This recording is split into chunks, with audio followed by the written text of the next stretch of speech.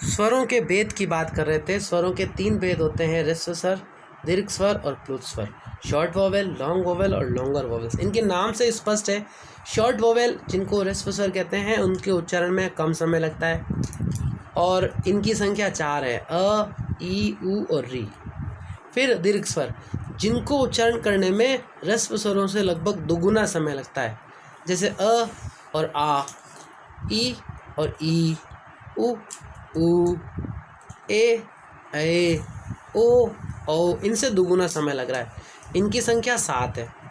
प्लुत स्वर की बात करें, प्लुत स्वर में ह्रस्व स्वरों से लगभग तिगुना समय लगता है उच्चारण करने में और वो प्लुत स्वर कहलाते हैं। अब इसमें क्या है कि जब भी हम किसी मंत्र का पाठ करते हैं या किसी को पुकारने में हम इन प्लुत स्वरों का प्रयोग करते हैं, जैसे भैया, बिटिया, ओम, ऐसे जो स्वर हैं इनके बीच में ये जो 3 हिंदी के 3 जो है गिनती का 3 लिख दिया जाता है, ये उच्चारण को लंबा करने के लिए प्रयुक्त होता है और इसका अर्थ ही है कि उसे ह्रस्व स्वर से 3 गुना समय लगाकर बोला जा रहा है। 3 इसीलिए लिखा जाता है इसमें।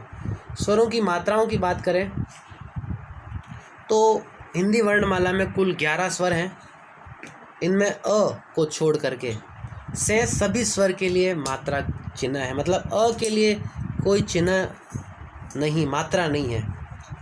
बाकी सभी के लिए आ, ई, उ, बड़ा ऊ, छोटा ऊ, सबके लिए मात्रा चिन्ह है। इसमें देख लीजिए आप, है ना। चलिए, ये जो चार्ट है इसमें सारे ही स्वर दे रखे हैं, अ, आ से लेकर के औ तक। अम और अह जो है वो आपके स्वर नहीं हैं, ये बात ध्यान रखने की है। और अम और अह जो है उनको हम अयोग वाह कहते हैं, ये बात ध्यान रखें आप अच्छी तरीके से, ठीक है ना। चलिए, ये आपका व्याकरण का टॉपिक पूरा हुआ।